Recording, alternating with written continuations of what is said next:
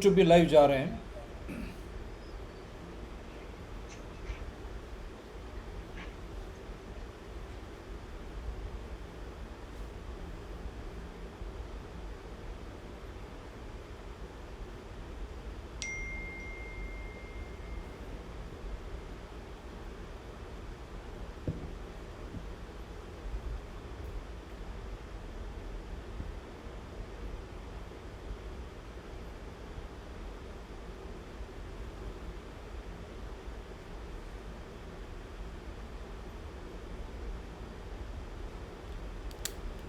Welcome to Dr. TSPR show. This is Dr. Tangella Shiva Prasad Reddy alias Dr. TSPR. Namaste, Adab, hello.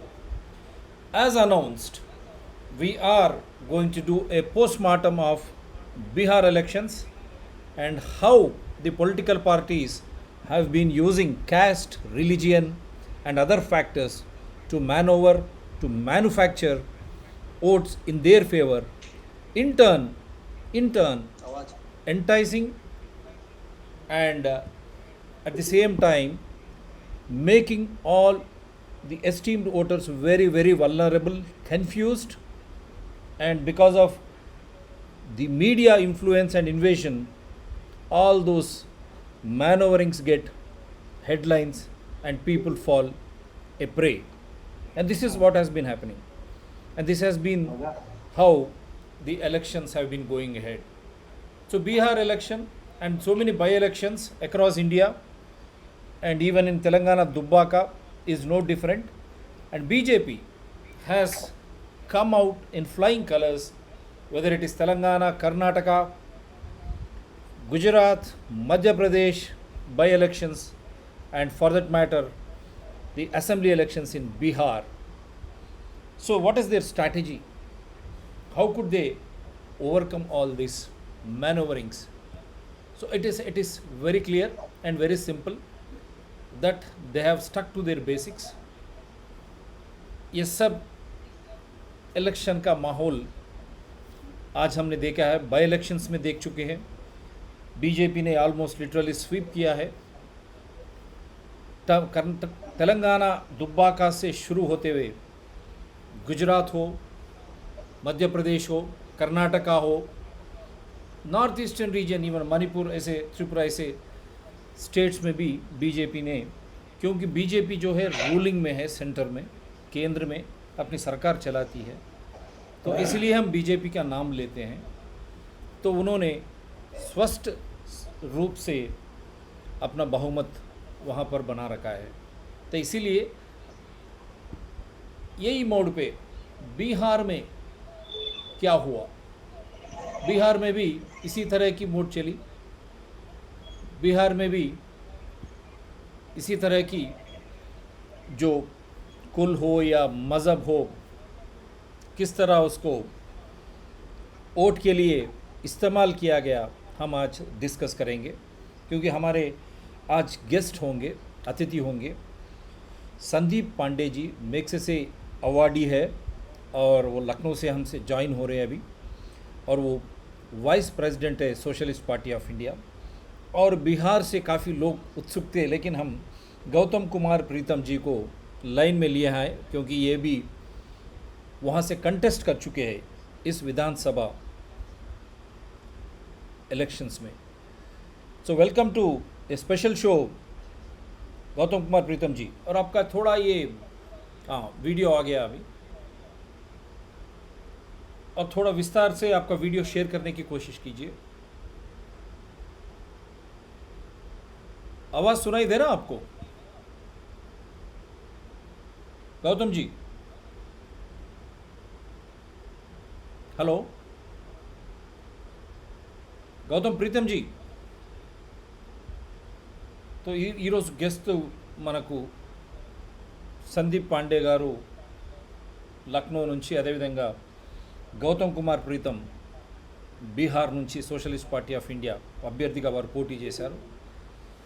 So వీరితో మనం ఈరోజు చర్చలకు పోదాం. వెళ్ళే ముందు election commission of India, before we get into the discussion, हम welcome to special show Gautam Kumar Preetam ji. Sandeep Pandey ji भी अभी ज्वाइन हो रहे हैं.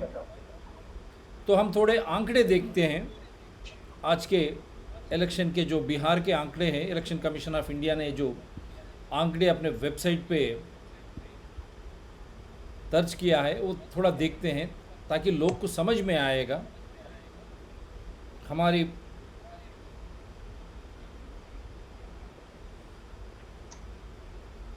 संविधान के अनुसार किस तरह पॉलिटिकल पार्टीज जो है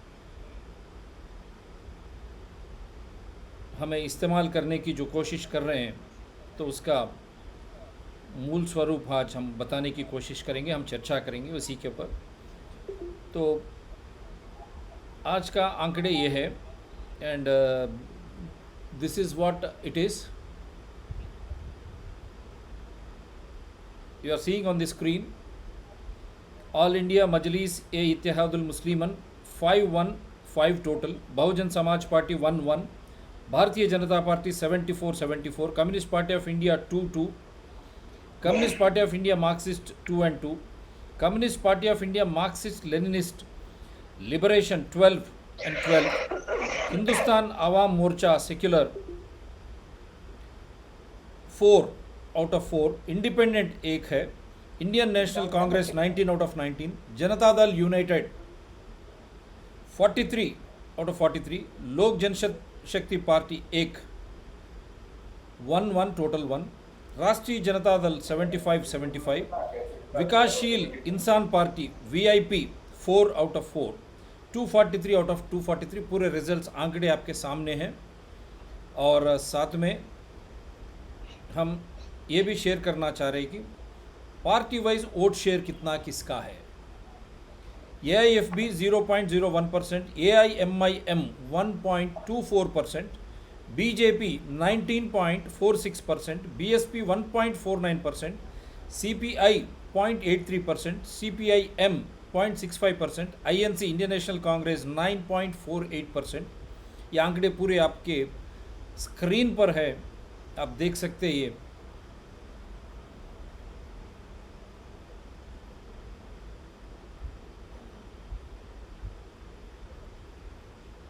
प्रीतम जी लाइन में है ना आप? बिल्कुल बिल्कुल, क्योंकि आंकड़े बता के हम चलेंगे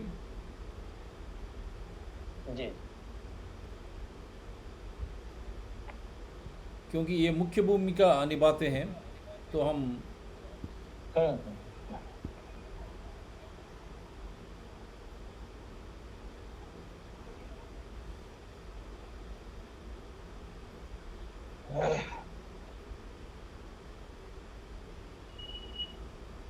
ये पार्टी वाइज हम बताने की कोशिश कर रहे हैं।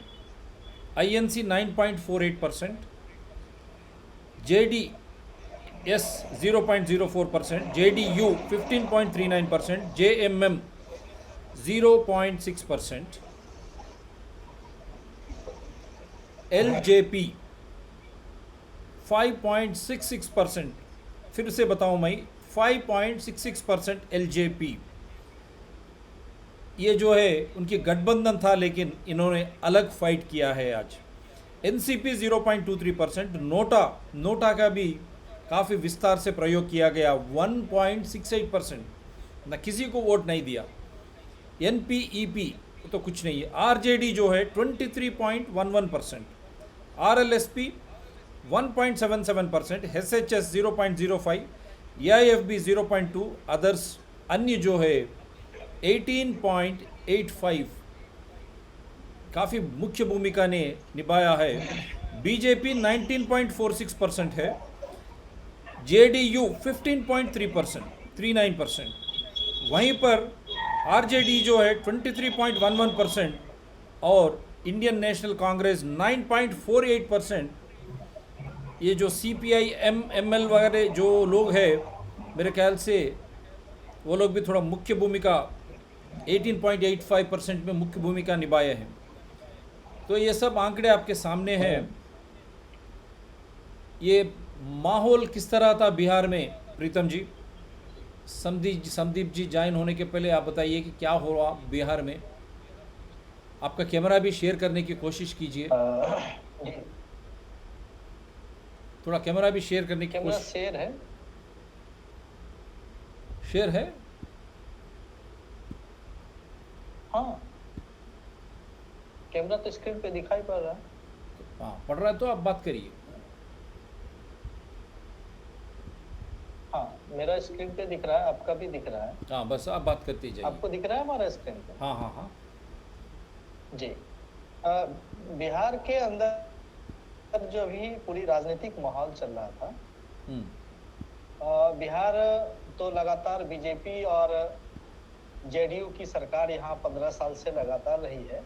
हम्म और बिहार के अंदर जो उनकी राजनीति रही है, हम्म विकास के आधार पर बहुत कम रही है। हम्म खास करके कहें तो बिहार में जो नीतीश यानी जेडीयू और बीजेपी की जो सरकार रही, हम्म वो एक तरह का प्रयोगशाला बिहार को बना के रखा। हम्म कभी वो एजुकेशन पे वो बिल लाते हैं, वो एजुकेशन को लेकर के कमीशन गठित करते हैं, और उस कमीशन की रिपोर्ट आने के बाद भी उसको लागू नहीं करते। ये 2007 का बात, 2007, हम्म 8 जून 2007 को इसमें प्रोफेसर मुचकुंद दुबे उसके अध्यक्ष थे, और डॉक्टर अनिल सदगोपाल शिक्षाविद हैं, वो उनके सदस्य सचिव। फिर लैंड एक्विजिशन को लेकर के, भूमि सुधार को लेकर के भी एक कमीशन गठित किया गया नीतीश कुमार और सुशील मोदी, बीजेपी और जेडीयू ने। और उस पर भी उसने कोई काम नहीं किया, बस कमीशन गठित किया, उसकी रिपोर्ट आ गई, लेकिन उस पर कोई काम नहीं हुआ। फिर आप देखेंगे कि जो रोजगार का मामला है, वो जो बिहार से पलायन है, बाहर जाने वाले मजदूर, चाहे वह हैदराबाद जाए, तेलंगाना जाए, पंजाब जाए, केरल जाए, दिल्ली जाए, अलग अलग राज्यों में जाते हैं, और बड़ी संख्या में जाते हैं, जिसका कि लॉकडाउन में आपने देखा होगा कि आपके केरल से लेकर के बिहार तक लोग पैदल चले आए, साइकिल से चले आए, और ये देखने के लिए मिला। बावजूद बिहार के अंदर जो है राजनीतिक बदली, आरजेडी का जो पिछले 15 इयर्स का लोगों के पास अनुभव है, एक्सपीरियंस है, उस आधार पर पुराने लोग तो नहीं जाना चाह रहे थे, लेकिन नए नौजवानों में एक उभार आया और तेजस्वी की तेज रफ्तार वाली सरकार की तरफ लोग गए। लेकिन उन्होंने भी जो है A to Z की पार्टी बनाया कि जो यहाँ पर सोशल जस्टिस का एक बड़ा मुद्दा होता था, जो रोजगार का मुद्दा तो लेके आया, 10 लाख देंगे, और किसी ने 19 लाख कहा, लेकिन वो इशू गॉन हो गया, यहाँ पर से गायब हो गया। दूसरा जो इनका एक प्रोपेगेंडे के आधार पर जो है पॉलिटिक्स को लाया, और उस पॉलिटिक्स में टिक नहीं पाया आरजेडी। मैं भेज चुका हूँ सर, तो उस ईमेल में भेज चुका हूँ, मैं अभी भी भेज चुका हूँ, दूसरी बार अभी भी भेज चुका हूँ। हाँ, बस उसी पे भेज चुका हूँ सर, एक बार चेक कीजिए, एक बार चेक कीजिए, एक बार चेक कीजिए सर। अभी भी दूसरी बार भी मैं भेज चुका हूँ अभी। मेरे स्पैम में आया हुआ है। ओहो, चलिए, हाँ ठीक है, स्पैम में दिख रहा है। आइए सर, ज्वाइन हो जाइए।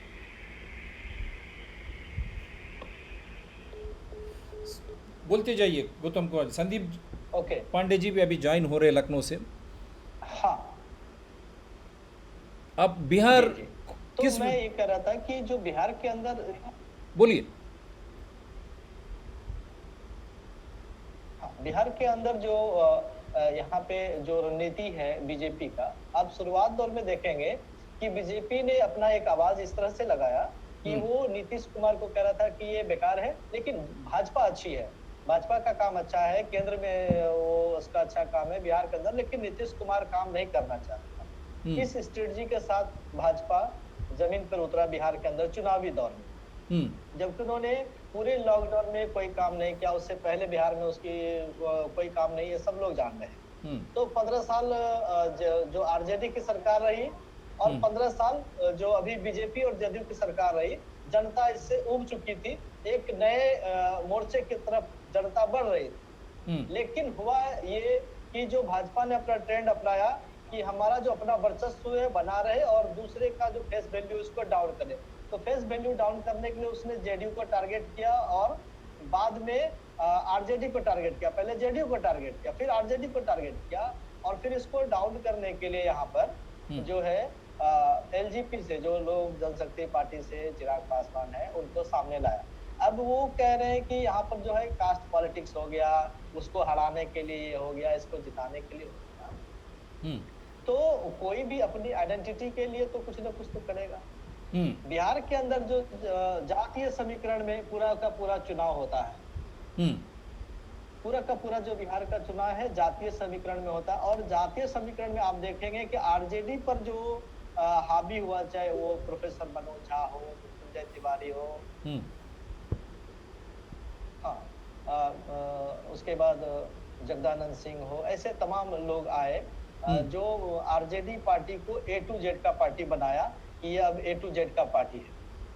और बीजेपी के जिस मुद्दे पर बीजेपी काम कर रही है, जो सांप्रदायिकता के रंग पे काम कर रही है, उसी मुद्दे पर आरजेडी भी गया। और उसके कांग्रेस पहले से जा चुके, क्योंकि राहुल गांधी मंदिर में जाके टीका लगा के जनेऊ पहना करके उसने भी जो हिंदुत्व का राजनीति का उभार लाया था, वो यहाँ पर तेजस्वी ने भी लाया, तेज प्रताप भी ने लाया। सावन के महीने में मंदिर में जाना, ढोल कांवर लेके जाना। प्रीतम जी, हमारे साथ संदीप पांडे जी, मैग्सेसे अवार्डी और vice president socialist party of India Lucknow से ज्वाइन भी हुए हैं। प्रीतम जी, चुनाव का प्रचार अभियान में जाना। Welcome sir, welcome. जो मुद्दा है बिहार से, वो बिल्कुल गायब हो गया। सोशल जस्टिस का जो मुद्दा है वो बिल्कुल से गायब हो गया। अब इसके प्रत्युत्तर में और कुछ लोग भी आते हैं जो उस पर बातचीत करते हैं, जिस संदर्भ में आप आगे बात को ले जाएंगे।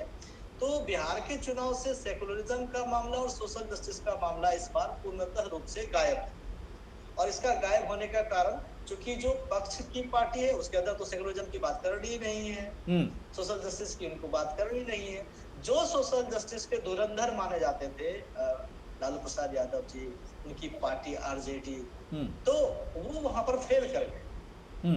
तो चुनाव का जो वोट का जो ध्रुवीकरण हुआ है वो हिंदुत्व के नाम पे हुआ है। और हिंदुत्व का मतलब ही है जो सवर्ण वर्चस्व, वो कुल मिलाकर के इसी दायरे में पूरी की पूरी राजनीति यहाँ पर चली। और अंतोगत्वा फिर जो पैसे का खेल है, जो और चीजों का खेल है, वो सब इस यहाँ पे बिहार के अंदर लागू हुआ।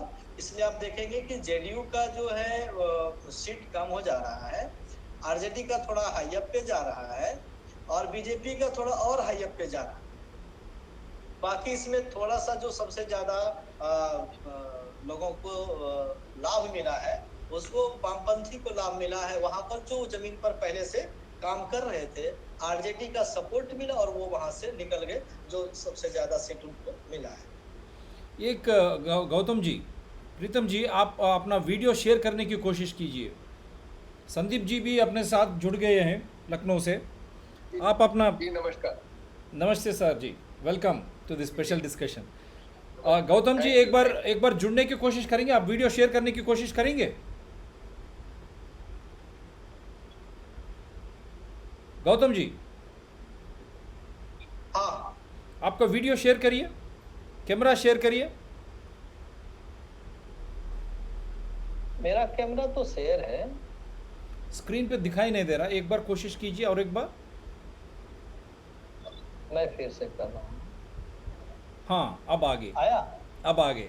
हाँ अब आगे आ गया। Okay, thank you. Sandeep ji भी आ गए। तो एक सवाल ऐसा था, मैं आपको इसके पहले भी आंकड़े भी बता चुका हूँ स्क्रीन पे।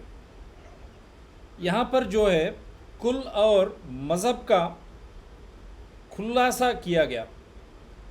जब एनडीए देखते हैं आप, चिराग पासवान जो चिराग बन के जेडीयू के वोट में घुस गए, और जो इनकम्बेंसी फैक्टर जो कहते हैं ना, 15 साल से जो राज कर रहे हैं वहाँ, तो उसको ये करने के लिए, और साथ में जेडीयू को, जो अपने नीतीश कुमार साहब की जो पार्टी है, उसको भी अपने आप में एक जगह रोक लगाने की एक कोशिश ये कास्ट द्वारा किया गया।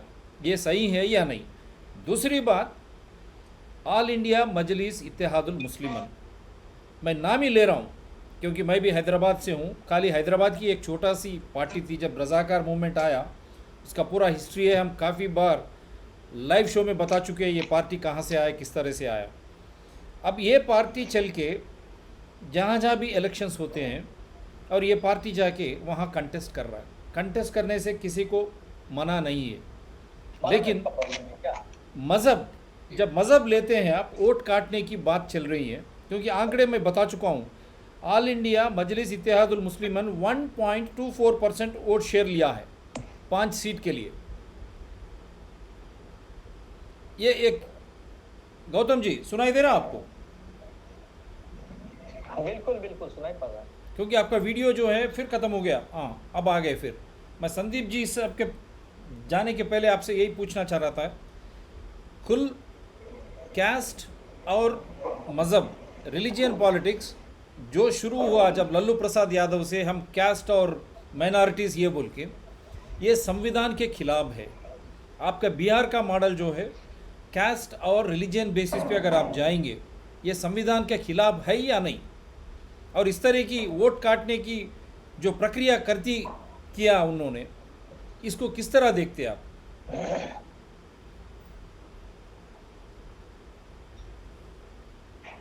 हाँ मैं बताऊं? बताइए। जी जी, आप ही से पूछ। हेलो आप ही से पूछ रहा हूँ गौतम जी, हेलो। बताइए गौतम हाँ जी। मेरी आवाज आ रही है? आ रही है। आ रही। नेट का प्रॉब्लम है। कुछ नहीं होगा, बात करिए आप बात एक बार करते सवाल जाइए। फिर से बोलिए। सवाल ये था, ऑल इंडिया मजलिस इत्तेहादुल मुस्लिम जो ने 1.24% का शेयर लिया है 5 सीट के लिए। सुनाई दे रहा आपको? यहाँ का नेट प्रॉब्लम है क्या यार? कहाँ से? नहीं सुनाई दे रहा आपको?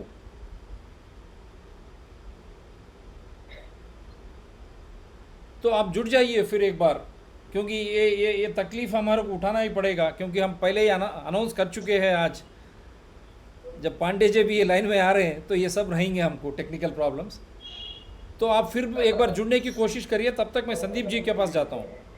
Sir, is this not the trick of Congress, INC, who have utilized these religious parties across India? Indian Union of Muslim League in Kerala, Kerala Congress money after Karunakaran, when he was becoming powerful, they reduced him and they bought Kerala Congress money.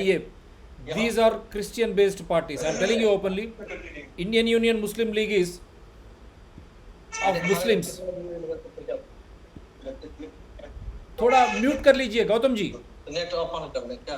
Gautam ji, Gautam ji mic mode कर दें। Mic थोड़ा बंद करिए। संदीप जी बात कर रहे हैं, थोड़ा माइक बंद करिए। So you got my point Sandeep ji. So they have utilised these parties depending on religion. Indian Union Muslim League, likewise All India Majlis Ittihadul Musliman, we have directly challenged them. In these parties, how many Hindus and Christians are there? Can a party have only one religion, one caste, and can a party be run? Does our constitution, संविधान जो है, इस तरह की party setups, एक मज़हब लेके या एक कास्ट कुल लेके कोई चलाने की परमिशन हमारे संविधान से मिलता है? So Congress has nurtured IUML, Kerala Congress money and Joseph groups in Kerala to see that Karunakaran did not grow. And since then, they have utilized All India Majlis Ittihadul Musliman from Hyderabad. It is a religious based party. I have been challenging Mr. Owaisi. You are a barrister. If you are a secular, why there are no Hindus, no Christians, no Sikhs in your party? Why no Hindus, Sikh or Christians become corporators, MLAs or MP from your party? Even Bihar also, now all 5 names I can give you. How can they claim to be secular? Is it not making mockery of our democracy, sir? Now, don't you think Congress is facing the problem because they have started it, now BJP is enjoying it, utilizing them to the maximum? How do you look at this scenario, sir, in India? What is happening? No, I think you are right. I agree with your analysis. The whole problem of communalism actually, you know, it came out of the Congress party. The entire Congress was not communal. That would be unfair to say that. But there were communal elements within Congress. It is no secret, no. So, for example, the biggest issue on which the Bharatiya Janata Party has been successfully able to mobilize people in this country, that is the Ram Temple in Ayodhya. If you see, the idols in Ayodhya were placed when Congress was in power, both at center and in state. And Jawaharlal Nehru, we must give him credit for laying very secular foundations of this country. He was truly secular. And he wanted the UP Chief Minister to remove the idols from the masjid at that time. But the Chief Minister and the District Magistrate of Faizabad at that time, Mr. Nair, they did not agree with this. In fact, Nair was a pro-Hindutva person. He later joined what was then Jansangh, which became Bharatiya Janata Party later. And the UP Chief Minister also, Nehru, wanted to come to Ayodhya. But the district magistrate said that, he should not come because there could be a communal flare-up. So they defended the decision to keep the idol. Then you remember the locks were opened by the Congress of the temple there, or what was mosque, and idols kept inside. And then Mr. Rajiv Gandhi had this wonderful plan to build the Ram Temple at government's expense. It was RSS, when they realized that he was kind of hijacking their agenda, that they did not agree to it. And they built a movement on it, and they have benefited from it. Rajiv Gandhi began the election campaign from, Faizabad on the promise of Ram Rajya. Okay. So, as Gautam has said, now Rahul Gandhi wears Janeau, goes to temples. So Congress has always been soft peddling Hindutva, and has been trying to, and we can understand, they are trying to, get their Hindu votes. But if you involve religion in politics, Shah Bano is another example. The case of Shah Bano, such a nice Supreme Court judgment was overturned by the Parliament. So if you pander to the communal interests, then obviously things are going to become only worse, and BJP is taking full advantage of it. Congress did it half-heartedly. BJP is going, Wholeheartedly. in full, wholeheartedly, and they have totally polarized the country. So it is nobody but the Congress to be blamed for this. I agree with your analysis. And another thing, sir, to overcome Karnakaran, a powerful chief minister in Kerala, they have utilized Indian Union Muslim League, and then that is only for Muslims in Malabar region. And then Kerala Congress, Mani, now another Joseph groups, only Christians are there. Can a party have only Muslims and All India Majlis Ittihadul Musliman? I'm putting it live because Election Commission of India and central government should act. How can you have only one religion to be represented in political parties? And when it comes to Bihar, so I'll come to Bihar later when it comes to caste. Now I'm asking you, All India Majlis Ittihadul Musliman, Indian Union Muslim League, Kerala Congress Mani, Kerala Congress Joseph, and what you name, so many others, and other parties also across India, which vouch on religion. How do you look at this scenario? No, you are raising a very important question, but the answer is not so easy. Obviously, the examples that you are pointing out, whether it is AI, MIM, or the Kerala Congress parties which cater to only Christians, And it is, Indian Union how can Muslim you League have- also, IUML MLA has been charged with another, he has been arrested here. Now even Kerala government, again they have started, no CBI should enter in the state. This has become nonsense in India. Yep. Yeah. So all these parties, have no business to be in democracy and in a secular constitution.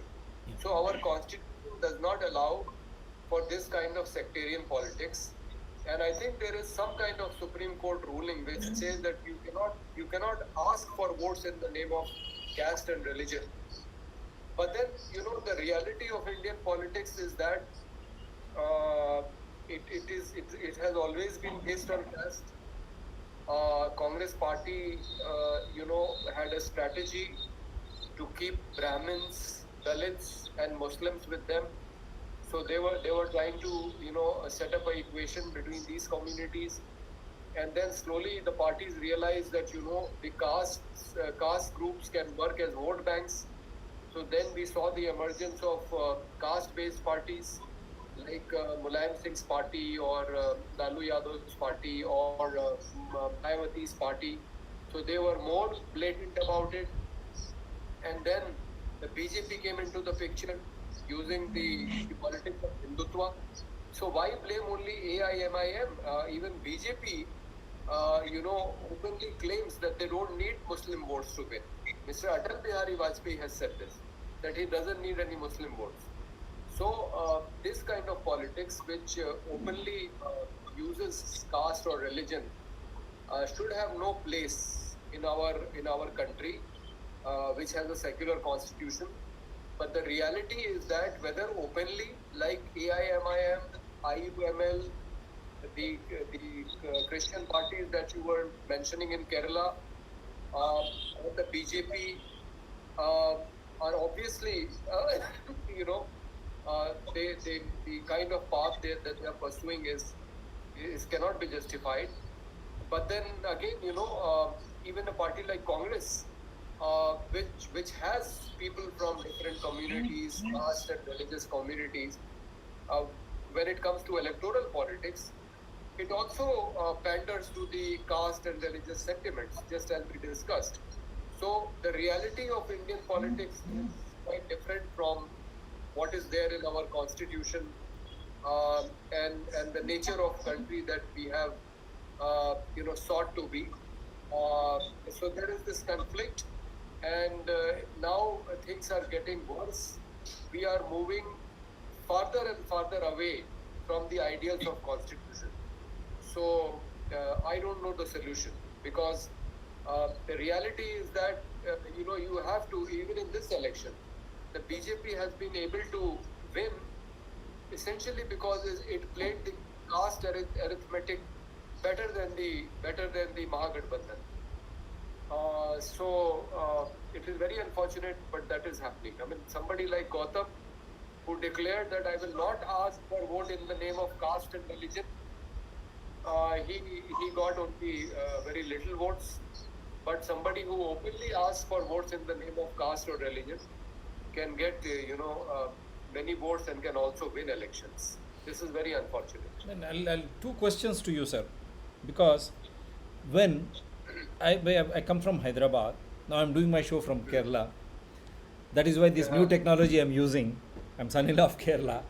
In Hyderabad, you see a small religious structure comes and you have only one community in that area. And they threaten and they frighten you to sell all your properties. And that is how old city has been occupied, and all corporators, MLAs, now MP, are only from one political party and from one religion. And when such things are happening there, and again you see Malabar region, Kerala, now adjoining Karnataka is also getting influence there. You travel length and breadth, you find only one religion, religious structures. What is this, sir? What is happening? And don't you think, after watching all this, the other mindsets also will change? And don't you think they are also reacting? That is why now they say, how long minority? What about majority? And don't you think this is the basis for the BJP's growth? Why blame BJP? Then what is minoritism and what is casteism? And how can they play foul in the name of minorities? Because we are all Indians, whether you are a Christian, whether you are a Muslim, whether you are a Hindu or a Sikh. when constitution, such a wonderful constitution we have, how is that we are allowing him to breed fundamentalism? Yeah, you are right. No, but we should not just blame the Muslims for this. See, they are in minority anyway, and anybody who is in minority does have a sense I'm of not blaming Muslims here, I'm blaming parties which are breeding fundamentalism. Yeah. I'm not just that. Yeah. But if you see Gujarat model, that is what Gujarat model is all about. You know, to totally segregate Hindus and Muslims.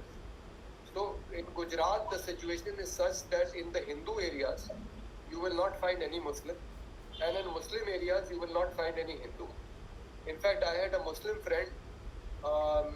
He was living in a Hindu area, and he wanted to live in that area, even after 2002 violence. But the situation became such that he could not stay. He had to move out of that area. So this is the kind of politics, which is being played in this country. And once I was invited by Mr. Morari Bapu, a great preacher of Gujarat, on a Sadbhavna Parv. He organizes 2-day Sadbhavna Parv, and he has both Hindus and Muslims as his followers. So I told him that Gujarat may be more developed than Uttar Pradesh in terms of material development, but in Uttar Pradesh. प्रीतम जी थोड़ा आपका mic को थोड़ा ये करेंगे, मैं आपके पास आ रहा हूँ 2 मिनट में।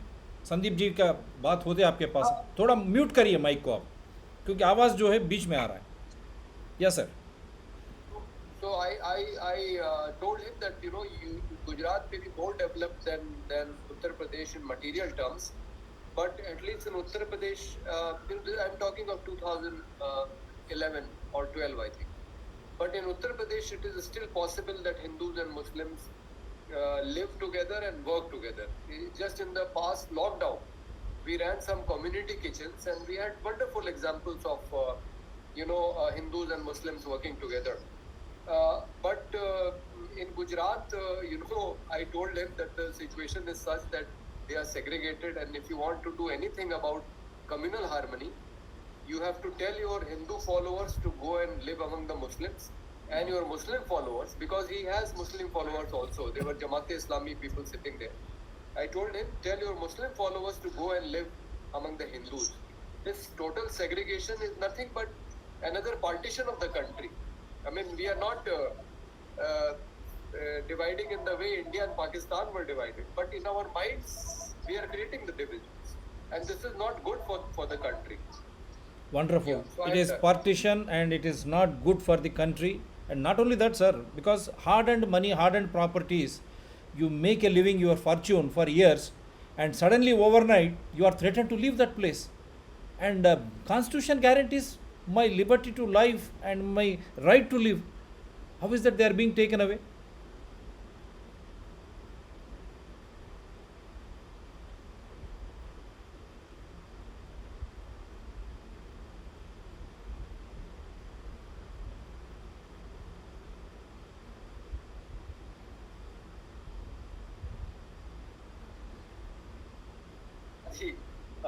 There was Mr. N.D. Pancholi, the advocate from Delhi, calling. Yeah, tell me.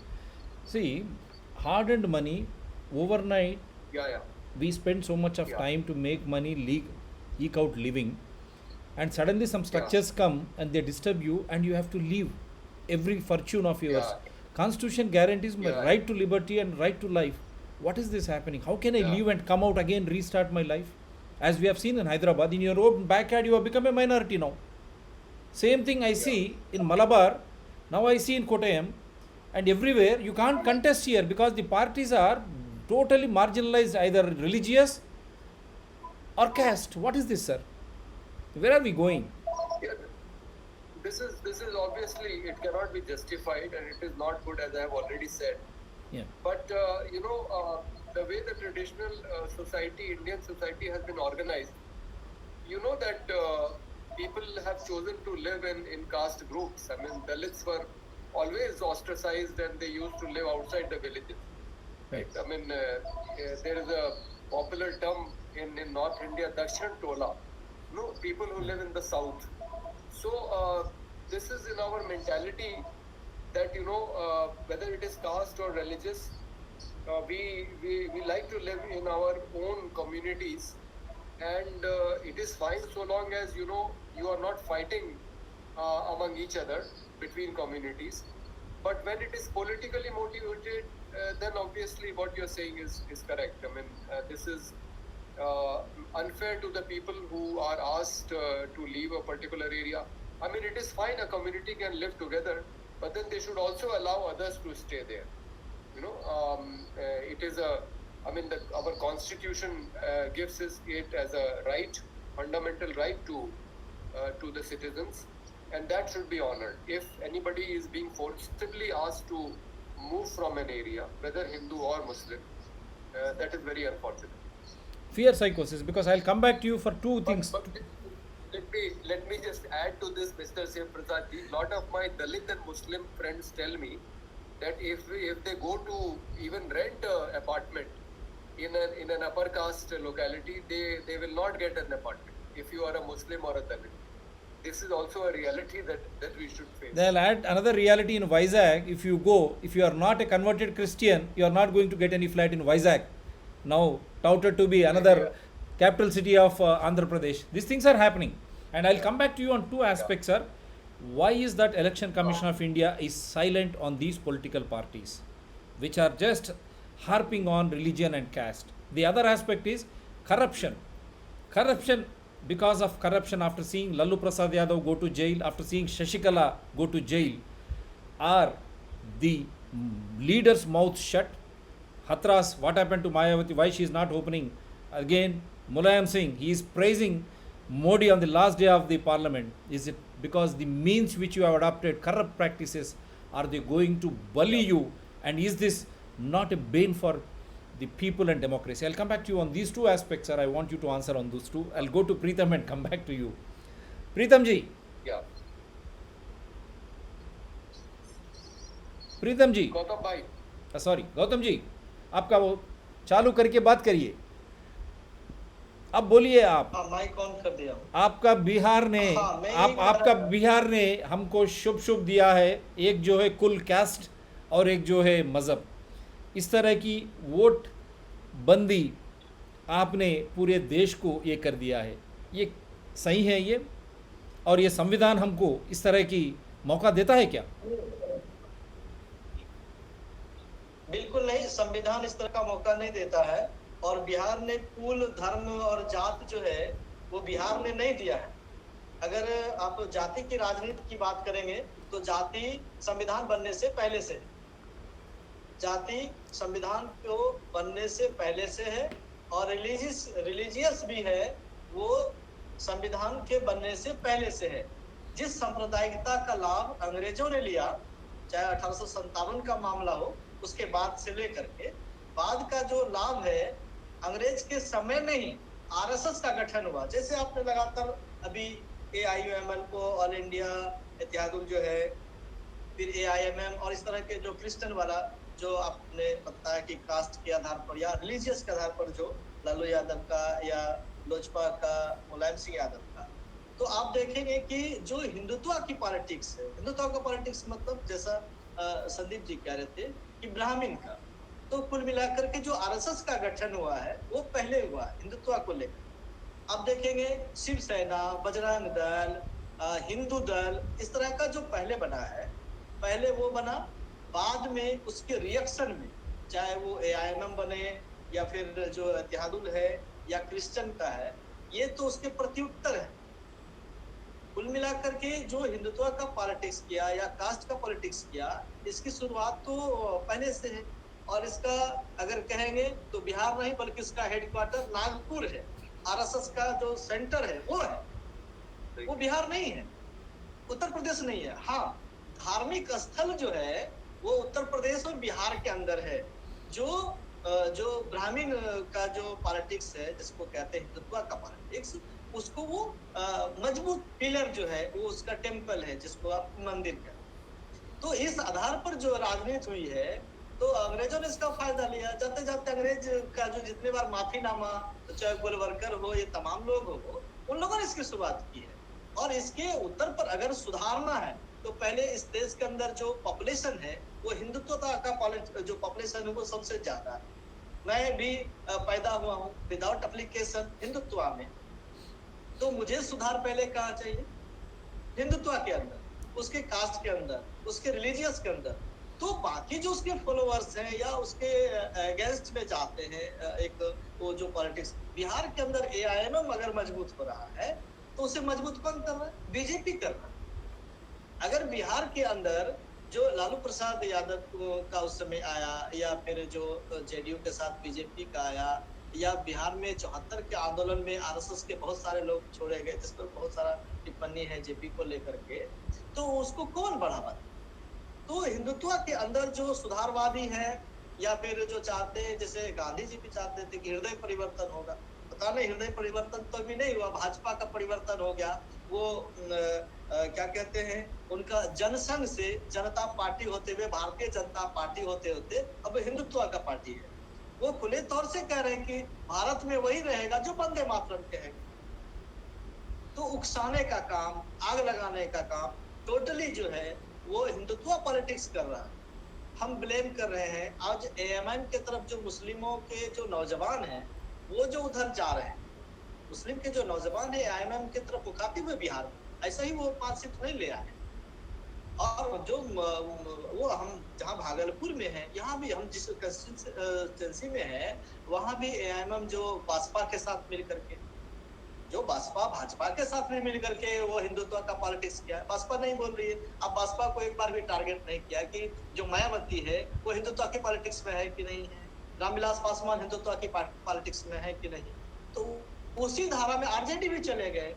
तो हिंदुत्व का जो पॉलिटिक्स है बिहार के अंदर नहीं बल्कि देश के अंदर लागू होता है। नहीं, यहाँ पर मैं एक मूल सिद्धांत की बात करना चाहता हूँ गौतम प्रीतम जी, क्योंकि मैं मूल सिद्धांत ये है, न्यूटन का थर्ड लॉ है, for every reaction there will be equal and opposite reaction. Bharatiya Janata party जो है 214 से अभी दूसरी टर्म है, उसके पहले वाजपेयी का एक टर्म था। लेकिन इसके पहले अगर भाजपा आज हिंदुत्व, आज हर कोई मैं हिंदू हूँ बोल के बोल रहा, अगर उस तरह की आवाज़ आ रही है हमारे नौजवानों से, इसका लाभ आज भाजपा को मिल रहा है, इसका दोष किसको देंगे आप? भाजपा को किस तरह देंगे आप? बस क्योंकि मैं हैदराबाद से आता हूँ, ओल्ड सिटी में आई है हैदराबाद में 1-2 कारपोरेटर थे, आज पूरे हैदराबाद, ग्रेटर हैदराबाद म्यूनसिपालिटी उनके हाथ में है।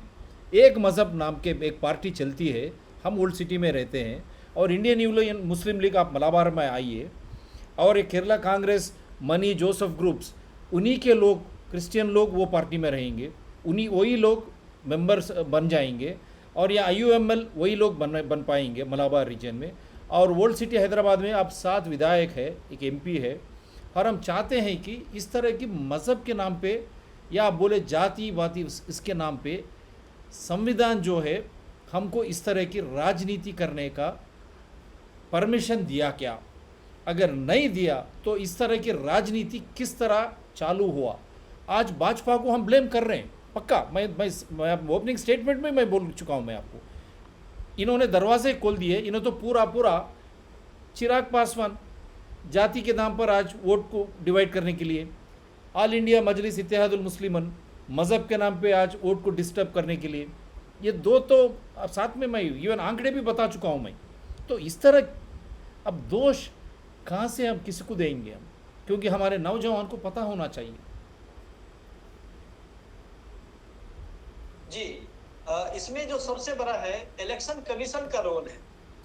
जो चुनाव आयोग है, जो मुख्य निर्वाचन आयोग है, वो अगर संविधान के आधार पर निर्वाचन करते हैं तो उसमें आप देखेंगे कि कोई NGO का भी गठन होता है तो उसमें एक कोरम दिया गया है, इतने महिला होना चाहिए, इतने पुरुष होना चाहिए, इस कास्ट का होना चाहिए, लोअर कास्ट का होना चाहिए, अपर कास्ट का। तो कोई भी पार्टी अगर भारत के अंदर बन रहा हो तो भारत का जो नक्शा है, जो भारत के अंदर लैंग्वेज के आधार पर भी, कलर के आधार पर भी, जैसे डॉक्टर राम मनोहर लोहिया कहते हैं कि 7 तरह के अन्याय चल रहे हैं, गांधी जी भी कहते हैं 7 तरह के सामाजिक पाप है। तो कम से कम जो उस चीज को फुलफिल कर रहा है, जो वंचित समाज, जो मार्जिनाइज्ड समाज है, उसको लाना है जगह। और ये निर्वाचन आयोग जो है वो भी बहुत भ्रष्ट है। सिर्फ अब सुप्रीम कोर्ट पे सवाल नहीं उठ रहा है, अब तो निर्वाचन आयोग जो है, आप बताइए कि जो एक चुनाव लड़ना चाहता है उसमें अधिकतम 70 लाख खर्च कर सकते हैं, 28 लाख रुपया खर्च कर सकते हैं। तो जो बहुत जैसे सोशलिस्ट पार्टी, हम लोगों ने 2.5 लाख 2 लाख 3 लाख पे पूरा का चुनाव, वो भी कितने लोगों से चंदा मांगना, लोगों से ये करना। हमारे ऊपर भी बहुत प्रेशर आया कि आप हमारे इस गठबंधन में रहिए, या मेरे आप संदीप जी वहां मौजूद थे जब बिहार का हम नॉमिनेशन करने जा रहे थे। बहुत प्रेशर आया कि अपना इस पार्टी का सिंबल ले लीजिए, आपको इतना पैसा दे दिया जाएगा। हमने उस सबको डिनाई किया कि नहीं, हम सोशलिस्ट पार्टी शुरुआत से ही वो अपने जो संविधान है उस पर भरोसा रखते हैं। निर्वाचन में कई तरह का सुधार चाहते हैं। हम लोगों ने जो लोकसभा की अध्यक्षा थी, उनको 10 लाख लोगों का सिग्नेचर करके हम लोगों ने भेजा था कि चुनाव में क्या क्या सुधार चाहिए। बजाते हम लोगों ने पूरा कैंपेनिंग चला। तो निर्वाचन आयोग जो है वो इस घेरे में आते, उस पार्टी को मान्यता ही ना दे जो रिलीजियस और कास्टिस्ट, एकदम से उसको रेस्ट्रिकेट कर देना चाहिए। उस दल को जो है निबंधन से बाहर कर देना चाहिए, वो एकदम से करना चाहिए खत्म। हम उसमें समर्थक हैं और ये करना ही चाहिए। और अगर इस देश के अंदर कास्ट को हटाना है, रिलीजियस को, मैं आज भी थोड़ी देर पहले हम लोगों का पार्टी मीटिंग चल रही थी, तो उसमें हम लोगों ने स्पष्ट कहा कि रिलीजियस जो है, धर्म जो है, वो आपका निजी मामला। आप अपने घर में किसका पूजा करते हैं, किसको मानते हैं, किसको मानते हैं, या प्रार्थना प्रे करते हैं, वो सेल्फ, आपका सेल्फ प्रॉब्लम है। जैसे ही अपने कमरे से बाहर होते, सड़क पर आते हैं, तो सड़क पर हमारा जो संविधान है उसके आधार पर चलना होगा। आप देखेंगे इस देश के अंदर जितने भी सरकारी संस्थान है, हॉस्पिटल जाइए, अस्पताल जाइए, न्यायालय के अंदर जाइए, वहां मंदिर बना हुआ है, बजरंगबली का मंदिर बना हुआ है, शिव जी का मंदिर बना, क्यों बना हुआ है? एकदम से नहीं होना चाहिए। अगर आप मंदिर बनाते हो तो फिर मस्जिद बनाओ, फिर गिरजाघर बनाओ, फिर गुरुद्वारे बनाओ। तो ये जो सरकार के अंदर शुरू से बना हुआ है, इसको खत्म करना चाहिए। और ये चीज वही कर सकते हैं। सबसे पहले अगर जरूरत है इस देश के जो, जिसको कहते हैं सवर्ण कहते हैं, जो ऊंची जाति कहते हैं, सबसे पहले उनको इस उसको जो कहते हैं हम लोग कि ये लोग जो है सिविलाइज्ड हैं, या फिर उसको क्या कहते हैं हम लोग ऊंचा सोचने वाले हैं, हम लोग समता मूलक बात सोचते हैं, प्रोग्रेसिव हैं, अंग्रेजी का शब्द है प्रोग्रेसिव। तो प्रोग्रेसिव शब्द वाले जो है कितने लोग हैं इस देश के अंदर, उसकी आप उसका परसेंटेज निकालिए। अभी तो वोट का परसेंटेज में क्या है, हमारा जो आम पीपल है, वो जो जनता है, उनके पास एजुकेशन नहीं, वो तो पैसे पे भी वोट कर देते हैं, कास्ट पे वोट करते हैं, रिलीजियस पे वोट करते हैं। वो कितने दिन के लिए होता है? इलेक्शन का 15 दिन का जो ड्यूरेशन है, 20 दिन का ड्यूरेशन है, उसके अंदर इसको बहका करके चले जाते हैं। फिर 5 साल कोई सवाल इस पर नहीं होता है, कोई डिस्कशन नहीं होता है। तो सोशलिस्ट पार्टी, जैसे हम लोग सोशलिस्ट पार्टी से जुड़े हुए हैं, हम लोगों का सालों भर कार्यक्रम चल रहा है कि नहीं, हमारा जो धर्म है वो संविधान है, संविधान ही हमारा धर्म होगा, वही हमारा कर्म होगा। उसमें जो सुधार की जरूरत है, उसमें जो कोई कमी है, उसको सही जगह पे ले आना है, तो वो सही है, तब हम आगे बढ़ सकते, तब हम तब प्रोग्रेसिव है। लेकिन जब हम पार्टी तो बना लेते हैं, बहुत अच्छे अच्छे संविधान बना लेते हैं, भाजपा भी कहती है सबका साथ सबका विकास, तो सबका साथ कहाँ है, सबका विकास कहाँ है? धीरू भाई अंबानी एंड कंपनी का है, विकास सबका नहीं है। तो ये अभी जो हम लोगों को, आप वरिष्ठ पत्रकार हैं, हमसे पहली बार आपकी मुलाकात हुई है, तो हम चाहेंगे कि आप पॉइंट जो बनाए सबसे पहले कि जो यहाँ के मास लोग हैं, उसकी संख्या सबसे ज्यादा है। अरे हिंदुइज्म से ही ना कोई मुस्लिम में गया है, कोई हिंदू से ही ना क्रिश्चियन बन रहे हैं, क्यों बन रहे हैं? आपने वैसा स्पेस खत्म किया ना, आपस का जो ये इस तरह से पिरामिडीय व्यवस्था, हिंदुत्व क्या है? पिरामिडीय व्यवस्था, टॉप पे कोई और है और बॉटम में कोई और। तो ये पैरेलल कब होगा? जो हम कहते हैं कि हम समानता के आधार पे जाएंगे, जब हम यहाँ पर आ जाते हैं, हमारा जब इस तरह का पैरेलल हो जाते हैं, तो खत्म हो जाएगी बात। लेकिन हम जैसे ही रिलीजियस में सिर्फ अगर किसी एक, मान ले हैदराबाद में वो कर रहे हैं, एक छोटे से जगह में कर रहे हैं, केरल में कर रहे हैं, तेलंगाना में कर रहे हैं, लेकिन जो बड़ा बड़ा स्टेट है, जिसको उत्तर प्रदेश कहते हैं, बिहार कहते हैं, गुजरात कहते हैं, राजस्थान कहते हैं, वेस्ट बंगाल कहते हैं, पूरा का पूरा भी बंगाल हिंदुत्व की राजनीति पे जा रहा है, देख लीजिए वहां का फिगर आउट हो जाएगा। पूरा वहां हिंदुत्व, जितने लेफ्टिस्ट हैं वो उस लड़ाई किसके साथ हो रहा है, वो टीएमसी से, ये जो ममता बनर्जी की पार्टी है उनके साथ लेफ्टिस्टों की लड़ाई चल रही है। और उसमें कह रहे हैं जो लेफ्टिस्ट हैं वो आज कह रहे हैं कि नहीं, भाजपा का जो हिंदुत्व का राजनीति वो सही है। मैं बंगाल जाता हूँ, पार्टी का मैं वहाँ का प्रभारी हूँ, तो वहाँ के दायरे में देख रहा हूँ भाजपा वहाँ गेन करेगी, तो कोई नहीं रोक सकेगा अगर इस तरह की पॉलिटिक्स चलता रहा। तो इसका वही तो मैं बोल रहा हूँ, प्रगतिशील सोच जो है, आप जो बात किए है प्रगतिशील सोच, जो प्रोग्रेसिव थिंकिंग हम जिसकी बात कर रहे हैं, ये जो है हकीकत में हमको इन्फ्लुएंस करना किसको है, जो लोग संविधान को मानते हैं।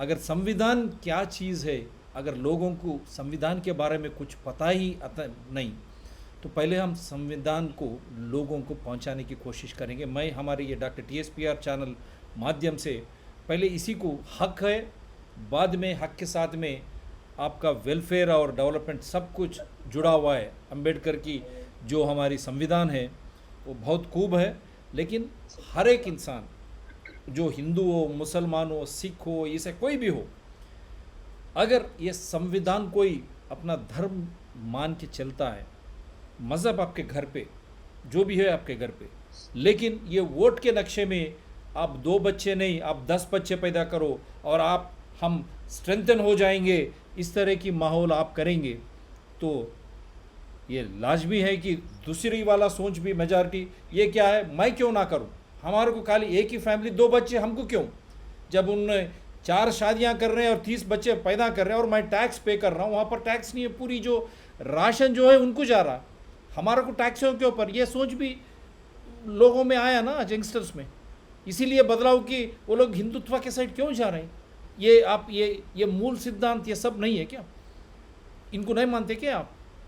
हम टैक्स भर रहे हैं, हम 2 बच्चे पैदा करके वहाँ 3-3 4-4 शादियाँ कर ले रहे हैं, 10 बच्चे आप ये कर रहे हैं और रोड पे छोड़ दे रहे हैं आप, और जब भीड़ बन जाती कोई मुद्दा है, हमको डरा के और ये करा के वो मुद्दे को आप ये कर रहे हैं, और जब इलेक्शन आता है तो हमारे पास इतने वोट है, हम राजनीति, हम शासन करेंगे। अब इस तरह की माहौल है तो वाजमी है जो दूसरी सही प्रगतिशील सोच वाला भी बदल जा रहा ना आजकल। इसका दोष किसको देंगे हम, गौतम जी? क्योंकि बिहार से जो सब कुछ आया, हमको जाति और मज़हब वहाँ से शुरू हुआ, तो इसीलिए बात कर रहा हूँ। जगन्नाथ मिश्रा, उसके बाद से क्या क्या हुआ बिहार में, हम सब कुछ देख रहे हैं। जी, ये आप जो कह रहे हैं, इस चीज का पूरा जो जनक है, अब मैं फिर से वहीं जाऊंगा जहां से मैं बात शुरुआत करता, चाहे उसकी सरकार कांग्रेस पे रही। जैसे अभी आप जो राम मंदिर अयोध्या वाला मामला आया, संदीप जी ने कहा कि कांग्रेस उसमें है घेरे में, तो मैं कह रहा हूँ ना कि कांग्रेस की नाकामी का उपज है भाजपा, और भाजपा और कांग्रेस जैसे पॉलिटिशियन के वजह से AIMM हो या इस तरह की जो भी पार्टियां संगठित हो रही है, तो वो एक दूसरे का पूरक है।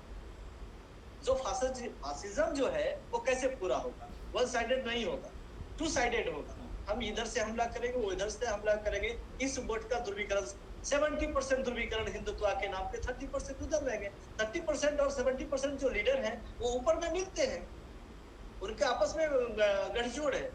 ये जो आम पीपल है, आम नागरिक है, वो नहीं देख पा रहे, ये आप जैसे इंटेलेक्चुअल देख पा रहे हैं। तो हम जो इंटेलेक्चुअल लोग हैं, तो उस तरह की पॉलिटिक्स को जो सोशल मीडिया नहीं दिखा रहा है, तो जो आप मेन स्ट्रीम का जो मीडिया है, इस तरह के डिस्कशन को कभी दिखाएंगे। जो आप आज डिस्कशन का इशू लिया, बहुत अच्छा है, लेकिन क्या जो हमारे मेन स्ट्रीम के मीडिया कभी इस तरह का डिस्कशन करते हैं? नहीं करते। कभी संदीप जी को इस तरह के पैनलिस्ट में नहीं बनाएंगे, क्योंकि मामला फिर वहां पे दूसरा आएगा।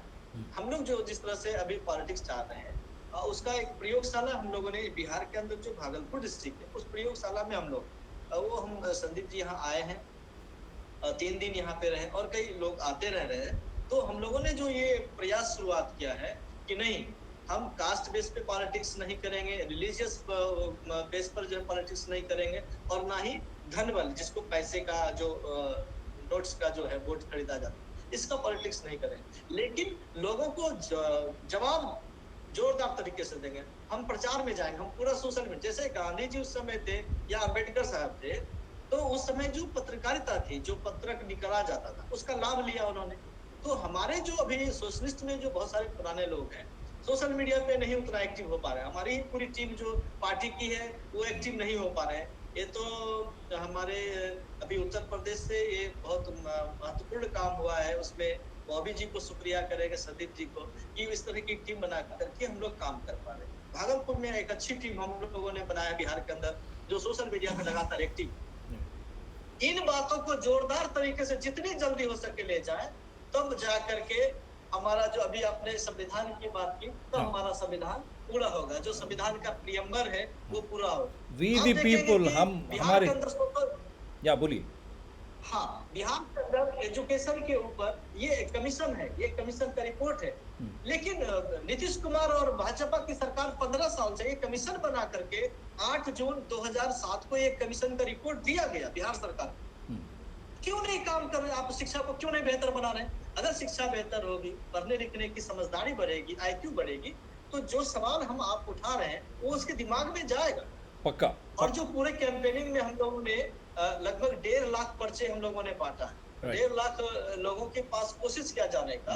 हम लोग जो अपने भाषण में, हम लोगों का जितना YouTube फेसबुक पर वीडियो है, आप उठा कर चेकआउट कर लेंगे तो आपको संविधान की बात नजर आएगी। क्योंकि ये संविधान जो, और एक बात मैं आपके जोड़ना चाहता हूँ, खाली आप धन या कुल विवक्ष या मज़हब, ये 3 चीज़ ही नहीं, ये मज़हब के नाम पे या जाति पाति के नाम पे, धन के नाम पे जो ये संविधान के खिलाफ है, ऐसे पार्टियां जो भी है, AIMIM से लेके जो भी पार्टी हो, मैं नाम लेना है, ऐसे पार्टी के खिलाफ भी आप आवाज़ उठाना शुरू करिए, आप तभी आप सक्सेसफुल होंगे। खाली ये 3 मुद्दे नहीं, जो भी पार्टियां हैं डायरेक्टली बात करिए। और इलेक्शन कमीशन ऑफ इंडिया को एक स्वतंत्र बॉडी है, वो उसको अपने काम करने का जो ये है, उसी के वो महीने पे उस पर लाइए आप, तभी चल के ये पार्टीज़ जो है डर पैदा होगा और उनके जो भी मिलजुल के जो प्रशासन बनाने की जो 2-3 लोग जो बिजनेसमैन हैं या जो मज़हब के नाम पे जो चाहना चाह रहे हैं, उनको अपन रोक सकते हैं। क्योंकि वहाँ इलेक्शन कमीशन ऑफ इंडिया और सरकार को भी आप चेतावनी देना चाहिए। और एक बात मैं आपसे एक पूछना चाहता हूँ, मैं केरला से अब शो कर रहा हूँ। केरला सरकार कम्युनिस्ट सरकार है और वो जात पात किसी को नहीं मानती है। जब संविधान में, जब असेंबली में जब वो लोग ओथ लेते हैं तो वो लोग दूसरी तरह से ओथ लेते हैं, क्योंकि उनका संविधान जो है उनको हक दिया है। लेकिन अयप्पा जैसा एक बड़ी शबरीमला टेम्पल है, वो टेम्पल से काफ़ी फॉलोअर्स है और ये अच्छी एक, हम वावर स्वामी बोलते हैं, वहाँ हिंदू मुस्लिम का मेल होके चलता है। वहाँ पर एक ब्यूटीफुल कॉन्सेप्ट के साथ चलता है, लोग मानते हैं, करोड़ों लोग खाली 2 महीने में आते हैं।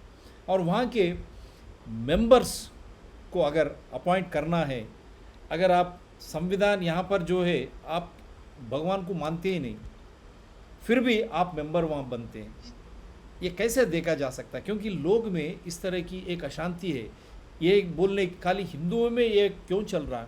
आप दूसरे मज़हब के ऊपर आप जाके बात भी नहीं कर सकते, लेकिन आप मानते नहीं हमारे मत को, हमारे बिलीफ को मानते नहीं, लेकिन फिर भी आप आके यहाँ पर मेंबर बनते हैं आप, और आप शासन करते हैं हमको। तो इस तरह की दुविधा जो है लोगों के मन में है। मैं एक एग्जांपल दे रहा हूँ, आप ये भी एड्रेस नहीं करना है क्या? जिसकी बिलीफ है उसको अपनी जगह सही तरीके से अगर आप एड्रेस करेंगे तो ये भेदभाव ख़त्म हो जाता।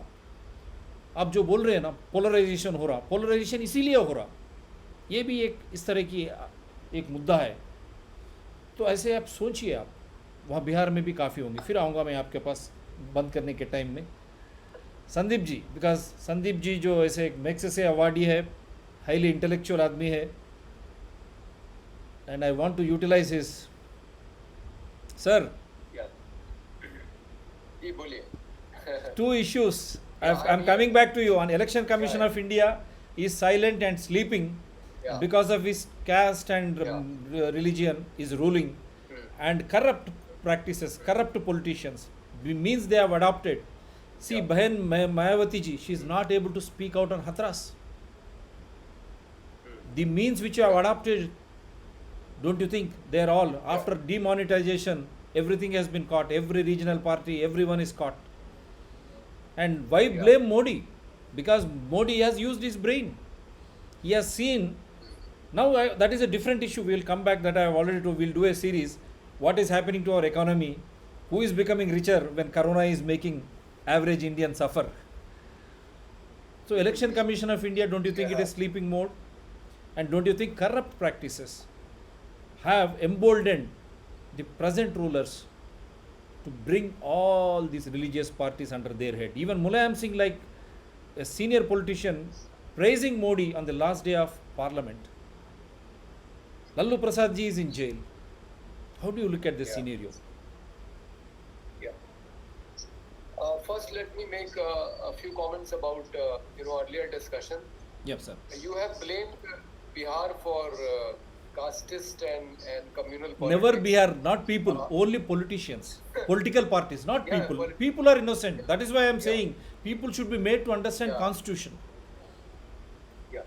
No, I was just trying to point out that if Bihar can be blamed for this kind of politics, I mean, obviously people are divided on the basis of caste and religion. It is a fact. But that is there everywhere in the country.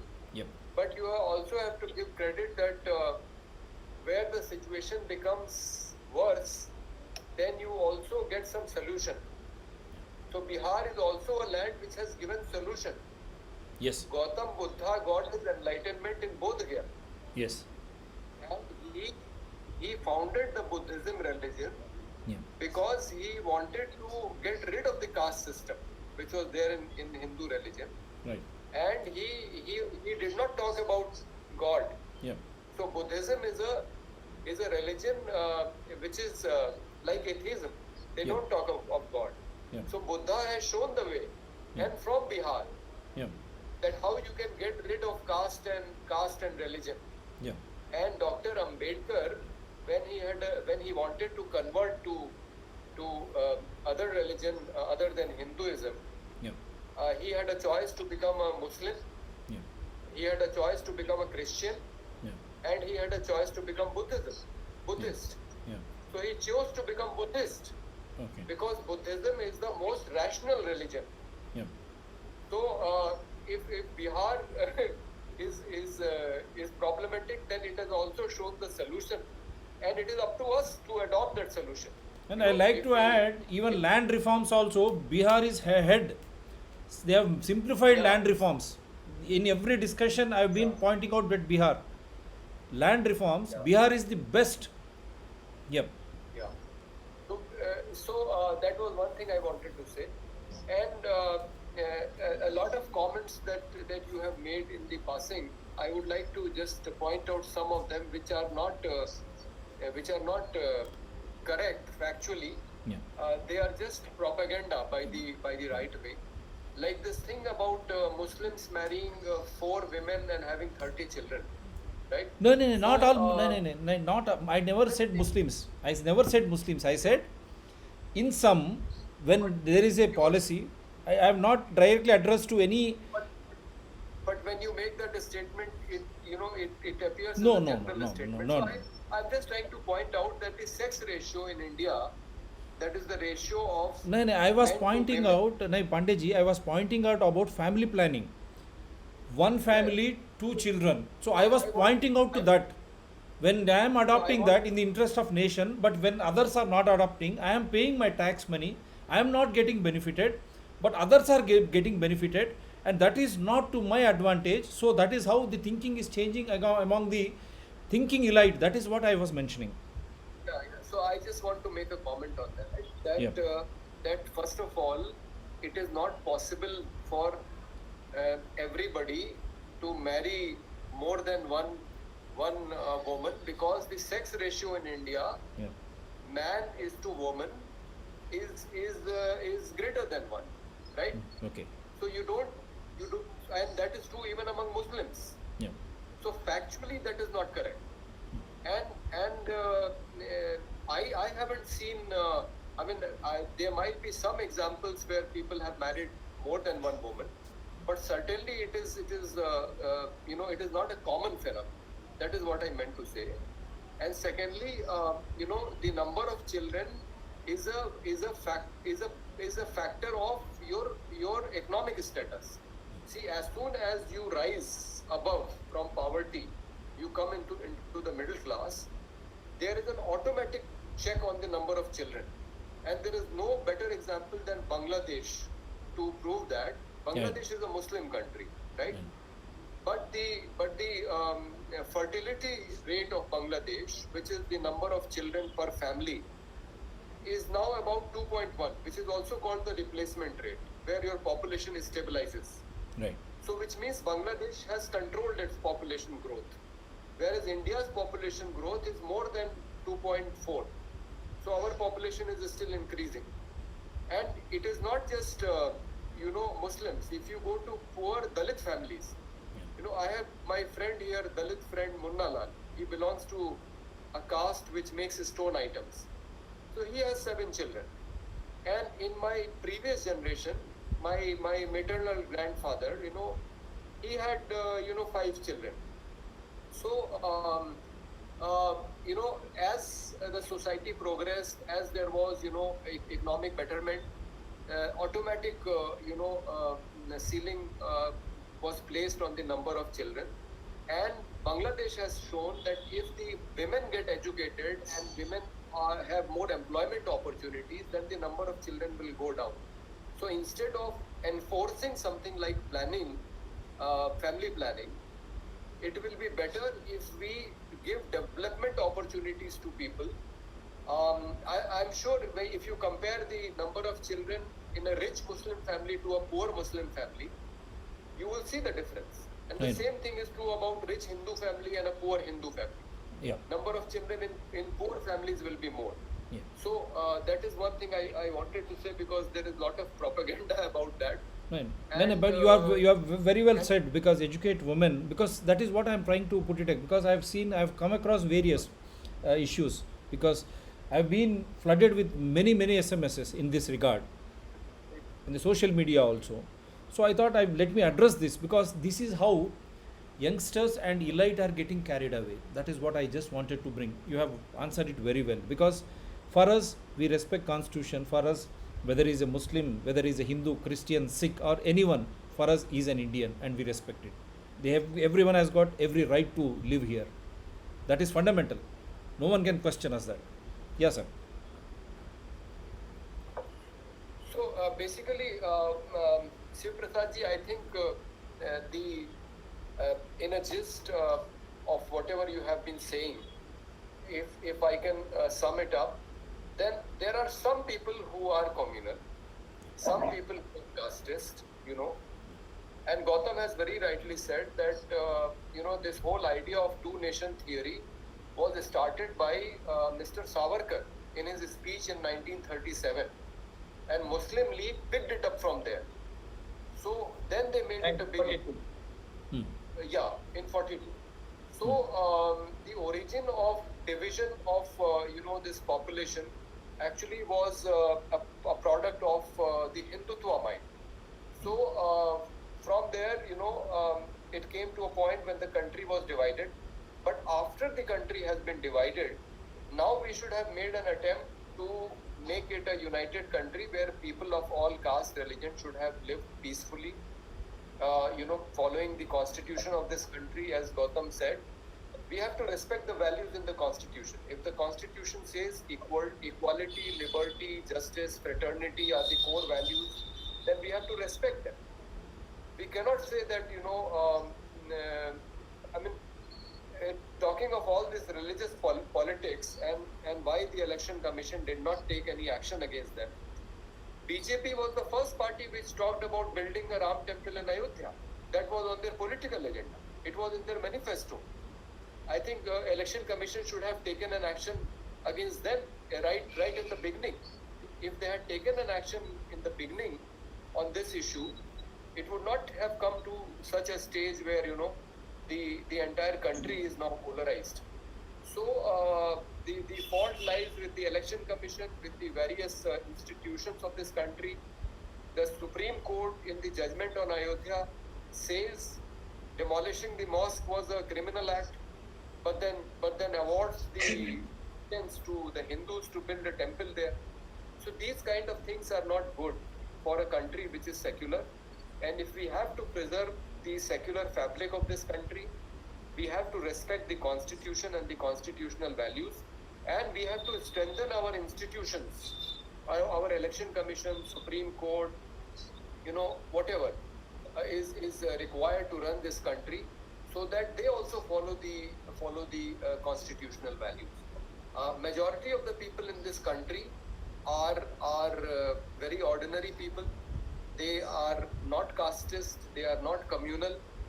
They get blown away by the winds which are blowing. Yeah. So if there are people who are trying to play communal politics or casteist politics, they get carried away.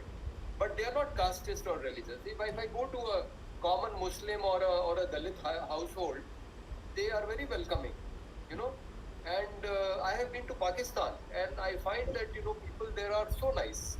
They are like our society. They don't hold any enmity against Indians. So when it comes to people know how to live with each other together. It is the politicians who are dividing us, and we have to be careful about that. So don't you think And we should not corrupt practices the way? 1 minute बोलिए. Population पे मैं एक बात कहना चाह रहा हूँ. जो ये पॉपुलेशन का अभी एजेंडा आया है, एक्चुअल में ये पॉपुलेशन का एजेंडा भाजपा द्वारा प्रोपेगेट किया गया है कि पॉपुलेशन जो है वो मुसलमानों में ज्यादा है. तो अगर रियलिटी में जाएंगे तो मैं संदीप भाई जी से सहमत हूँ कि आप जो नॉन एजुकेशन जो भी हमारा लोग हैं तो समाज के अंदर, चाहे दलित हो या पिछड़े हो या कोई भी समाज के अंदर, या कहीं कहीं उनको लगातार जो है बेटी हो रही है, उनके घर में गर्ल्स का पैदा ज्यादा हो रहा है, तो वो लड़का चाह रहा है, तो 4-5 लड़की हो गया तो फिर लड़का हुआ, तो पॉपुलेशन इसमें बढ़ रहा है. कहीं कहीं जगह की 3-4 एक लड़की हो जाती तो अच्छा होता, इस चक्कर में 3-4-5-6 हो जा रहा है. ये भी कारण. लेकिन क्या सीधा सीधा हम किसी एक रिलीजन को उसके लिए क्या दें कि नहीं. अब देखेंगे जितने एजुकेट लोग होते जा रहे हैं मुस्लिम कम्युनिटी के अंदर, तो बहुत सारी शादियां नहीं होती. ऐसा नहीं है. हमारे बहुत अच्छे अच्छे मित्र हैं, किन्हीं को 1 है, किन्हीं को 2 है, एक पे है. मतलब मैं एकदम सीनियर अबाउट हमारे मित्र हैं, और वो मुस्लिम कम्युनिटी में भी, तो ऐसा कुछ नहीं है. नहीं है यहाँ. नहीं, मैं संदीप जी को समझा चुका हूँ यहाँ. नहीं गौतम जी एक बात बोलना चाह रहा हूँ. मैं ये मज़हब के नाम पे नहीं लिया. जो फैमिली प्लानिंग का जो मुद्दा था, हम एक परिवार, हमारे को 1 या 2, जब ऐसा माइंडसेट जो अच्छे पढ़े लिखे, हम इतना टैक्स बन रहे, लेकिन इनके बच्चे इतने हैं. मैं मज़हब नहीं लिया वहाँ पर. आप बोले जैसा कोई भी हो सकता, लेकिन हम फैमिली प्लानिंग कर चुके, हम टैक्स बन रहे, हमको जो संविधान से जो मिलना चाहिए हमको नहीं मिल रहा, लेकिन हम दूसरों के लिए हम पूरा कंट्रीब्यूट कर रहे. ये यहीं पर इक्वालिटी जो बोलते हैं ना आप, इक्वल जस्टिस. और एक बात जो बोले आप सही बोले, बच्ची हो या बच्चा हो, मैं इसीलिए मैं आपको एक ही बात बोला, संविधान जो है हम लोगों के अंदर, मैं भी एक डॉक्टर हूँ बाय प्रोफेशन, बच्ची से क्या है, बच्चे सा क्या है. बच्ची विदाउट गर्ल, विदाउट मदर, हम कहाँ हैं वैसा. My mother has given birth to me, I respect her. So this has to be respected. तो हम ये मैं क्यों बता रहा हूँ, क्योंकि इस तरह की माइंडसेट अगर एक पॉलिटिकल पार्टी उसको इस्तेमाल कर रहा है और उसको बड़े पैमाने पे कर रहा है, तो हमारे भी फ़र्ज़ बनता है ऐसे कई चीज़ जो है एजुकेटेड इलाइट आप बोले, जो प्रगतिशील सोच वाले भी क्यों भटक जा रहे. इस तरह की सोच उनके घर में, उनके माइंड में आने से, उनके दिमाग में आने से वो लोग परिवर्तन हो रहे हैं. तो हम उसको भी एड्रेस करना चाहिए. मैं ये बताना चाह रहा था. बोलिए जी. हम लोग जो कह रहे हैं कि जो कॉमन स्कूल सिस्टम पर जो हम लोग बात करें, जो हमने आपको दिखाई है किताब, हाँ, जो सिफारिश है वो समान स्कूल शिक्षा प्रणाली आयोग था, कॉमन स्कूल एजुकेशन सिस्टम. हमारे इस देश के अंदर मल्टी लेयर सिस्टम है एजुकेशन पे भी. हाँ. तो हमारा कास्ट कैसे खत्म होगा, हमारा जो रिलीजियस कैसे खत्म होगा, रिलीजियस हमारे एजुकेशन में जो है सांप्रदायिकता जो भरा हुआ है. तो ये सब जो एजुकेशन के आधार पर जो काम होना है, जैसे अभी संदीप जी BHU में पढ़ा रहे थे, बच्चे को सही एजुकेशन पढ़ा रहे हैं, तो वहां पे भाजपा ने इनको कहा कि नहीं, अब तो यहाँ लोगों को नक्सली बना रहे हैं और इनको रेस्ट्रिकेट कर दिया है। तो ये जो पूरा का पूरा किया जा रहा है तौर तरीका, कांग्रेस के भी समय में जो कांग्रेस के अगेंस्ट होते थे तो उसको पकड़ के जेल में डालते थे, पीटते थे, मारते थे, तो वो उसको खत्म करने की जरूरत है। ये जो प्रोग्रेसिव माइंड है वो यहाँ है, हम इसको पूरे तरीके से जो संविधान की बात है उसको सामने लाए, जो उसमें हम भारत के लोग हैं, भारत के जो एक संप्रभुत्व संपन्न बनाने का जो पूरी प्रस्तावना है, जो प्रियम्बर। अब तो भाजपा जो है, जो रिलीजियस पार्टी है, वो कह रहा है कि इससे समाजवाद को हटा देना चाहिए, अब इसकी कोई जरूरत नहीं। तो हम लोगों को एकदम से अब तो हम सैल्यूट करते हैं, बहुत अच्छा सवाल लेकर आए हैं, बहुत अच्छा डिस्कशन लेकर आए हैं। तो हम लोगों को इसी तरफ बढ़ना चाहिए और आज का डिस्कशन बहुत अच्छा रहा, आपका धन्यवाद। नहीं, पक्का संविधान के थ्रू ही हम कुछ करेंगे। अगर संविधान हर किसी के, अगर संविधान को पढ़ने का उनको मौका मिला या समझने का मौका मिला, तो हर कोई, जो भी प्रशासन आए, जो भी हो, भाजपा हो या कांग्रेस हो या आपका सोशलिस्ट पार्टी हो, जब प्रशासन में जब आता है, हम कुछ बोलेंगे, उसको पसंद नहीं आएगा, तो वो हमारे हक के ऊपर ये करेगा। तो इसीलिए मैं ये चाह रहा था कि हर कोई भारतीय को, हिंदू हो, मुस्लिम हो, सिख हो, ईसाई, कोई भी हो, उसको संविधान पढ़ना चाहिए। संविधान के इससे ही उसका हक बनता है, और क्या हक है उसको तब समझ में आता है, क्योंकि वी द पीपुल, हमारे प्रियम्बल में वी द पीपुल है। हमारी संविधान हमने हमारे अपने को समर्पित किया है, तो हम ही एक व्यवस्था है। ये एक मूल समझना चाहिए। हम लोग जो है डर निकालना चाहिए, हम ही संविधान है, हम ही व्यवस्था है। प्राइम मिनिस्टर से लेके जो मुख्यमंत्री, प्रधानमंत्री ले से मुख्यमंत्री और यूनियन कैबिनेट सेक्रेटरी से चीफ सेक्रेटरी तक, हमारे टैक्स से जो है वो लोग हमारे रोज़ वाले जो भी है वो देखने के लिए है, तो हमारे लिए वो लोग काम करना चाहिए। ये अगर आप संविधान समझेंगे तो तभी ये पता चलेगा। बिना संविधान के हमको कोई पार्टी या कि एक मज़हब के नाम पे बोलेगा, एक जाति के नाम पे बोलेगा, एक धन के नाम पे बोलेगा। और पांडे जी ने एक मूल सिद्धांत बताया, हम जो है विमेन, हमारे उनको अच्छी पढ़ाई, अगर पढ़ाई दे सकते हैं तो ये फैमिली प्लानिंग जो है हर किसी को समझ में आ जाएगा। समझ गए ना आपके पास जो भी घर में है खाली 4 बच्चों के लिए है, 4 फैमिली के लिए, लेकिन हम 10 अगर होने से 4 को हम खाली ये कर सकते हैं, बाकी के 6 किधर जाना चाहिए। तो वहीं से ये मज़हब वाले पार्टी, जाति वाले पार्टी या दूसरी सोच वाले जो भी है, वहाँ पर वो लोग रेडी रहेंगे। तो ये इसको हम ख़त्म करनी चाहिए। अच्छी सोच विचार करना, प्रगति मार्ग, हक और प्रगति जो भी है हमारा संविधान है, तो इसी से चलेंगे। और संदीप जी से last sir parting comment, don't you think this corruption and election commission of India's nota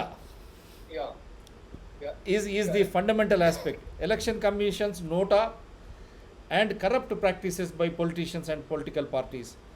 And why blame Modi for November 8, 2016? That is his strategy.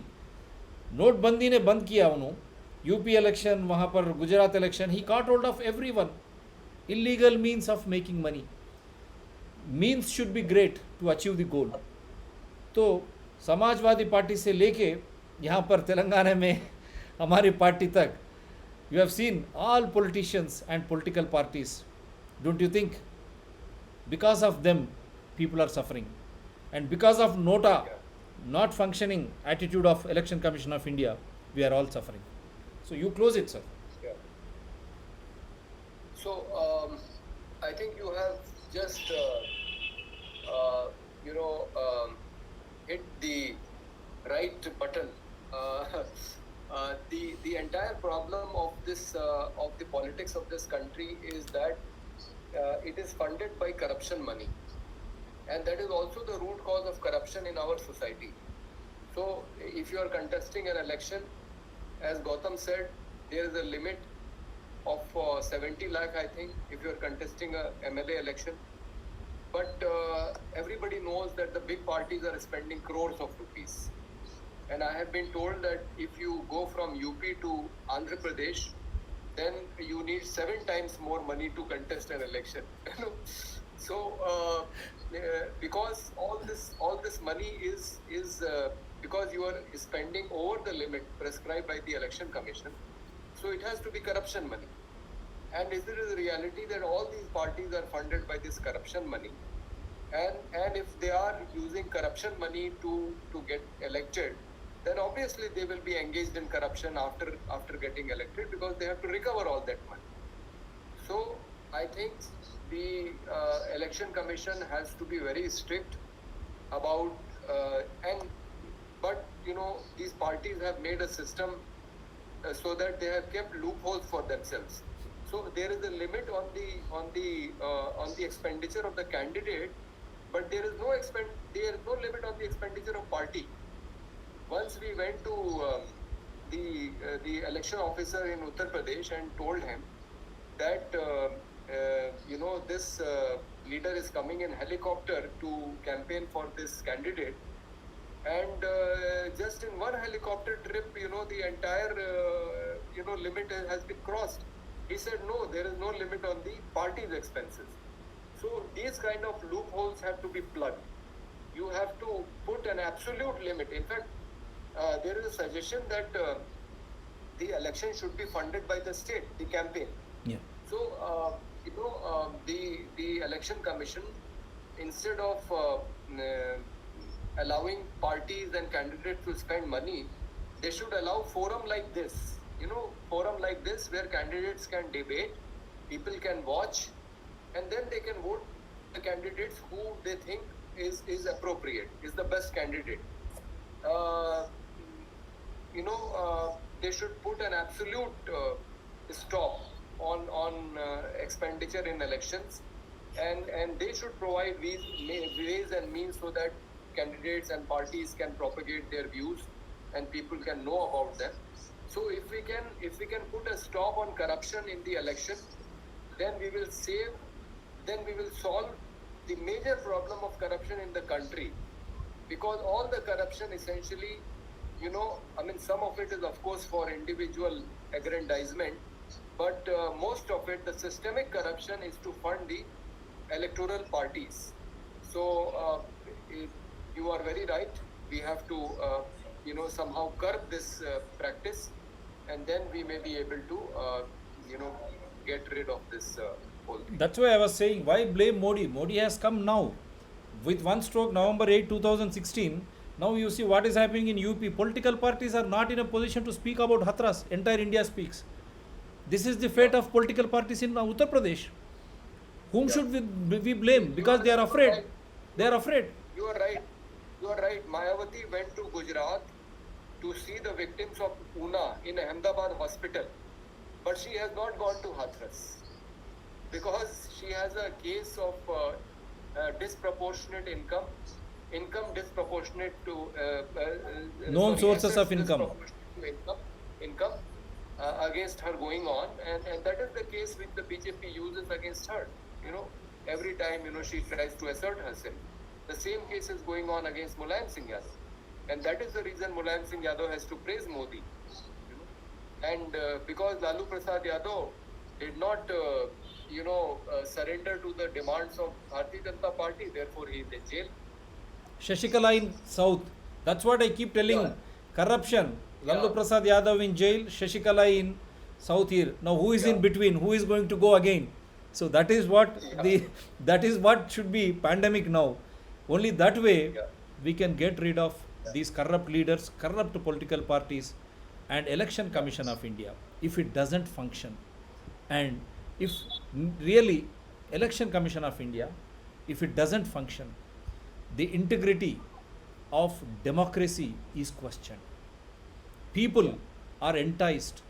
People are made to succumb out of fear psychosis, and either they vote by taking money or whatever it is. I don't want to blame anyone, whatever means, or else they are getting into fear psychosis. If I don't vote, now poll, even through this show, I am demanding Election Commission of India, booth wise, kindly don't do that.